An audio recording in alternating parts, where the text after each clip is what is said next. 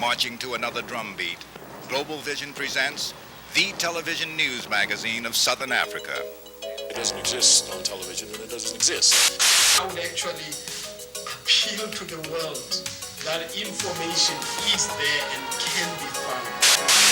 Because it is important that people know what is happening.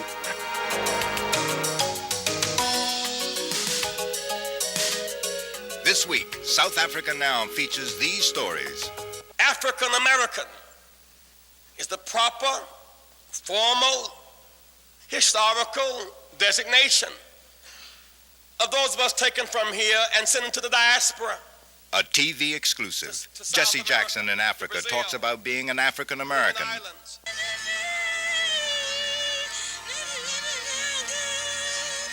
In war-weary Angola, the government spells out its terms for an internal peace.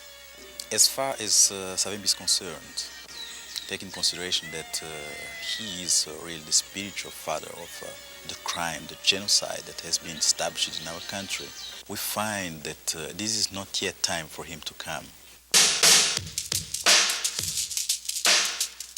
And here at home, some rapping about the region at an inner-city high school. All these stories and more on South Africa Now with Fana Kekana and Carolyn Craven. Dumile, a new South African invasion of southern Angola. That was the charge on February 8th when Angola accused the South Africans of a serious violation of the regional peace accord. The South Africans have denied it, but the Angolans say South African artillery and soldiers moved into Angola to support an offensive by Jonas Savimbi's UNITA army. Pretoria says that the skirmishes should not be laid at South Africa's doorstep. South Africa had pledged to cut off military help for Savimbi. Any assistance rendered to UNITA as from today, contrary to the provisions to which we have agreed, would be a violation of the agreement, and we will not do it. We will not do it. We are committed not to do it. The warfare in Angola has continued to produce scores of civilian casualties, with the country now considered the amputation capital of the world because of the use of landmines of U.S. and South African manufacture. With this letter last January, President George Bush pledged to continue military support of Savimbi's guerrilla army. In that letter, his policy is clearly stated. He is for the continuation of the aid to UNITA. Jardo Macaulay is UNITA's new Washington representative. We feel we are making progress. We have liberated 1/3 of the country. We have our army well kept. We have our population well fed. We have no reasons to give up now. The first Cuban troops started pulling out in triumph in mid-January, amidst optimistic reports that an internal settlement might also be in sight. Pedro Castro van Dunem Loy, Angola's new foreign minister, told us he wants to make peace with the clemency for the UNITA rebels. We are ready to receive all those from UNITA that will renounce violence and come. We are open to receive them, to reintegrate them in society, and according to their abilities, capabilities, capacities, knowledge, and so on, in different areas of economic and social development. As far as Savimbi is concerned, and taking in consideration what he has done, taking in consideration that he is really the spiritual father of the crime, the genocide that has been established in our country, with all these actions, all these military activities for destruction of the country, for destruction of the economy, the infrastructures, the killings of the people, making of amputees, children, men, women, and so on, we find that this is not yet time for him to come. These troops will also be leaving Angola. The ANC's military wing, Umkhonto weZizwe, is moving its troops elsewhere. ANC leader Thabo Mbeki told us why. We were ourselves interested in the security of Angola against external aggression, that were ourselves interested in the independence of Namibia. And therefore, that if the question arose of the removal of ANC personnel from Angola in order not to create any excuses for the Botha regime to wreck a process which might result in the independence of Namibia and peace in Angola, we would then move our military personnel from Angola. At the United Nations, the Security Council remains deadlocked over U.S. and Soviet efforts to cut the size of the Namibia peacekeeping force. A vote on the issue could come soon. But the Namibian Liberation Movement, SWAPO, has protested the cut. For a look at the implications of the troop reduction, we spoke with Gay McDougall, Southern Africa Project Director of the Lawyers' Committee for Civil Rights Under Law. Recently, the Secretary General has, in essence, proposed a compromise which would be 4,650 with the possibility of increasing it to the 7,500 level if necessary. Even with the compromise, McDougall says there are other dangers. You have UNITA forces from Angola that are now pouring across the border, we understand, into Namibia. It's a highly militarized area. And the Namibian population for the last 70 years have been totally terrorized by the military might of South Africa in their country. It seems as though all the cards are stacked in South Africa's favor. South Africa will remain in control, will administer the territory, will control the entire electoral process. I think that what South Africa has in mind with regard to the Namibia settlement is that it can end its military occupation of Namibia, but yet gain control of it politically. Next week, we'll hear more from Gay McDougall about just how UN Resolution 435 will be implemented. Inside South Africa, life-threatening hunger strikes by prisoners in detention without trial continue to spread, and their parents are speaking out. In another development, a memorial service was held for a young man who was killed after appearing in an American television news report. Dumile Mateza in Johannesburg has both stories. The parents of the 118 detainees who have been on a hunger strike for the past 3 weeks at the notorious Johannesburg prison held a press conference this week to highlight the plight of the detainees and to make their up-to-th call for their unconditional release because, in their own words, they had committed no crime. In a statement read at the conference, the detainees say although they are on a hunger strike, the prison authorities simply show no compassion at all. We call on prison authorities to allow detainees to be seen by doctors of their own choice. Also, we wish to express our own deep concern at the reports of physical threats at these detainees on hunger strike. We petitioned government ministers, including P.W. Botha himself, but to no avail. Our efforts have fallen on deaf ears. And on Monday, February 13th, the Reverend Allan Boesak announced in a letter to the Minister of Law and Order that he has joined the hunger strike. The other story involved this young man, Godfrey Dhlomo, seen here in a 1987 CBS News report, The Children of Apartheid. So-called political activities, which he says amount to little more than making speeches and protesting, have gotten him arrested and detained 4 times. The 17-year-old also claims to have been tortured. Is your life in danger, Godfrey?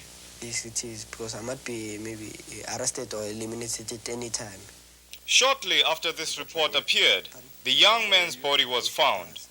There were protests at the lack of news follow-up on the issue, and a hearing was held by Massachusetts Senator Edward Kennedy. We are only happy to see our children beg by night because we really don't know what is going to happen to them. And most recently, police disrupted a memorial service for Godfrey Dhlomo in Soweto. Soweto people suffered injuries and others allegedly arrested when the South African police charged them with batons, rifle butts and shambles during a memorial service for Cicelo Dhlomo in Soweto. Dhlomo, whose body was found near his home last January, was a matric student at Pace Community College and also worked for the now restricted Detainees Parents Support Committee. The South African police have not been able to trace the killers. This is Dumile Mateza, South Africa Now, Johannesburg. Here in New York, Citibank has been criticized by anti-apartheid activists for giving South Africa a 10-year extension for repaying $600 million in loans. Stuart Sender reports. I ask that you pressure the banks in this land as the rolling over of bank loans for the South African government come up for review. That must not happen. As Archbishop Desmond Tutu pleaded for more economic sanctions, the Citibank decision to roll over a major loan prompted criticism from anti-apartheid activists. Donna Katzen of the Interfaith Center on Corporate Responsibility. Citibank is saying to South Africa, we believe that you will be here in 10 years, that the current government will be able to continue to repay these loans or to assure that they are repaid. We think the economy of South Africa is going to continue to be strong enough to repay these loans in 10 years without further change. That's a key provision because by withdrawing pressure for rapid repayment, Citibank is not contributing to any financial pressures on South Africa. In 1985, after a series of protests, Citibank announced it was severing ties to South Africa. But the bank's latest decision has sparked new attacks from an international group of eminent church leaders. Citibank has actually renegotiated their South African loans from short-term loans that were falling due in 1990 into 10-year long-term loans. And we have churches throughout Europe and in the United States starting a determined banking action to block the renegotiation of these loans. And we have to get working as Christians, as individuals, pressure on our governments and on the banks not to renegotiate those loans. This is the weapon we have. While declining an on-camera interview, a Citibank spokesperson told us that the bank's action will decrease South Africa's financial flexibility while protecting Citibank's shareholders. But in spite of Citibank's statements, anti-apartheid leaders and activists still believe that by extending these loans, they're banking on the existence of apartheid for at least another decade. In New York, at the Citicorp headquarters, I'm Stuart Sender for South Africa Now. You are watching South Africa Now, the television news magazine that also covers those covering Southern Africa. If you look at what's happened in the American media, and I think the media generally throughout the world, is that the unrest has now gone off the TV screens. Because a lot of it may be because foreign journalists may be getting lazy, although I think that may be an unfair criticism, but also the fact that the media regulations have made it much tougher to go into the areas where there is unrest. So because it has come off the TV screen, it's not getting into the newspapers either. Should Black Americans refer to themselves as African Americans? The Reverend Jesse Jackson says yes, although his reasoning has led to a debate. This week, South Africa Now reports on the issue with exclusive footage of Reverend Jackson's speech at the African American Institute Conference in Lusaka, Zambia in January. For 250 years, there was an African-American dialogue, a trading relationship, trading human beings. 250 years. Another 100 years of apartheid in America, a segregation based upon race, and colonialism and occupation here in the motherland. Historians are reluctant to research and write about it. Schools refuse to teach it. Most people dare not recall it. A people severed from culture, from religion, from history, and then by design turned against themselves and each other. Never before has such family destruction and human dislocation taken place in the history of the world. And so, as a matter of cultural integrity, as a matter of historical accuracy, African American is the proper, formal, historical designation of those of us taken from here and sent into the diaspora. This was not Jackson's first trip to the continent. In 1986, he toured the frontline states, meeting with a number of African leaders.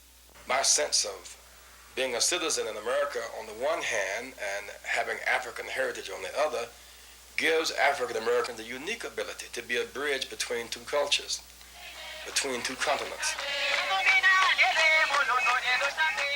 He was greeted enthusiastically by the people who responded to his pledge to do more to fight apartheid in partnership with Africans, a point he came back to later in Lusaka. What do African Americans have to offer? Well, we have the power of our birthright, which is Africa. We have kinship with Africa and citizenship in America. That's our uniqueness. We are an historical, cultural linkage to Africa and America. We are an enduring people with a congenital interest in Africa. We have equal interest in stopping racism. We have political influence on foreign policy priorities. The sanctions bill against South Africa was led by an African-American Congressman, Ron Dellums. We have Trans-Africa as we span the waters. We have scars from the battle to free Africa and America. We have moral authority because our suffering has given us strength beyond our numbers. Frank Ferrari of the African American Institute thinks Reverend Jackson is on to something. There's a tremendous interest in this country from back many years about how can we respond to educating Africans, working with Africans for development of scholarship programs. But one of our concerns over the years has been what can be done more about the education of Americans about the African situation, and then therefore what role can the United States continue to play? What do Black Americans think about calling themselves African Americans? Susie Martins went to Harlem to sample reaction. Sure, you know, it could be called either one. Black Americans or, African Americans. I'm an African in exile, away from home. I don't know. It doesn't matter to me, really. We all came from Africa originally, and that's where our heritage and roots are from. And I believe that children today should be aware of that. And maybe it would cut down on the crime and the drug selling, crack, and all this business, because then they would be proud of themselves as being Africans. From my grandparents being Black, then Negroes, then African Americans, then back to Black. I think no matter how many times we change our names, we're always going to come back to being Black. We should be known as Asiatic African American. It's confusing. It's very confusing. Well, what it's going to do for us? Change us or help people in their lives or anything? There's no such thing as a Negro. There's no such thing as Black unless you're from the Black Sea. But when we go look at continent, Italians are called Italian Americans. If you look at Greeks, they're Greek Americans. If you look at Russians, they become Russian Americans. And I want to see so many Negroes, Black people, colored people, Russian to proclaim that they are African America.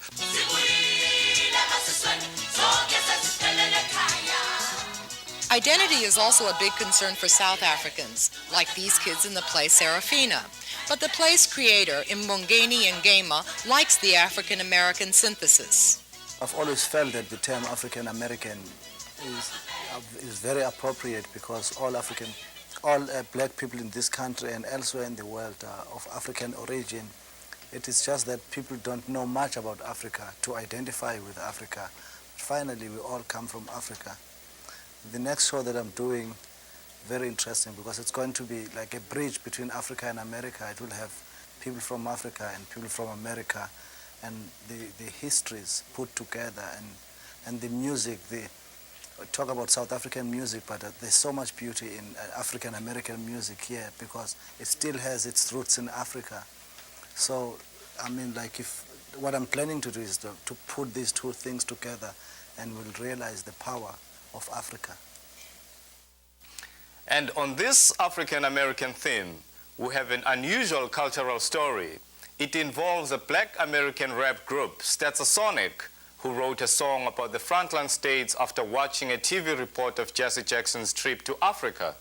Now, the group is taking its message into America's inner city schools. They brought the beat to the street. A-F-R-I-C-A! A-F-R-I-C-A! The reason we're doing this thing here is because we saw a film on 2020 where Jesse Jackson had went to all the frontline states And he let us know about the situation in South Africa and what's going on. And we felt like the youth and also the adults of America should know about this. And how could we better do it than to talk on records, right? The video is used to teach rap fans about the countries of Southern Africa. Angola, Soweto, Zimbabwe, Tanzania, Zambia, Mozambique, and Botswana. So let us speak about the motherland. Speak about the motherland, about the motherland, about the motherland,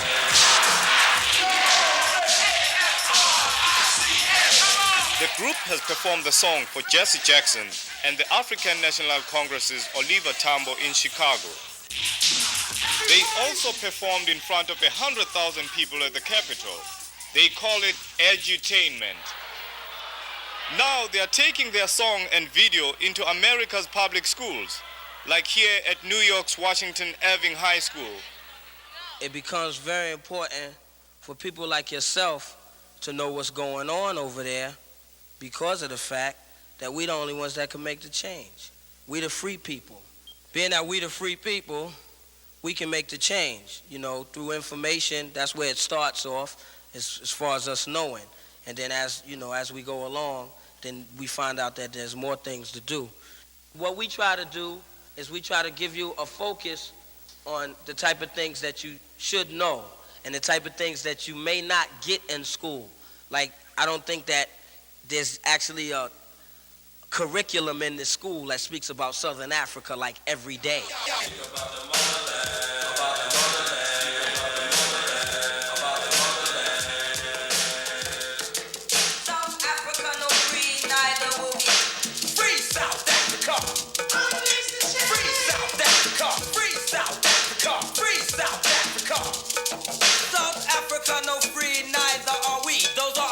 And sisters across the sea. I'm speaking for the state. In addition to the video and song, there is now a teaching guide to be used in schools to teach a unique geography lesson about the region. Rob Jones of the Africa Fund. The thing that the rap talks about and wants to get us to understand is that when we think about South Africa, when you think about apartheid, you've got to think beyond just what's happening to those 26 million black people in South Africa and the 4 million white people. Because what happens in South Africa doesn't just happen in South Africa. What happens in South Africa has a direct effect on these other countries. And then the students did some rapping themselves. That's the Sonics, Michael Jackson, all of them made records about South Africa, but how's it helping them? Well, the basic way that it helps is through information, because if I didn't make the record, then I wouldn't be able to be here.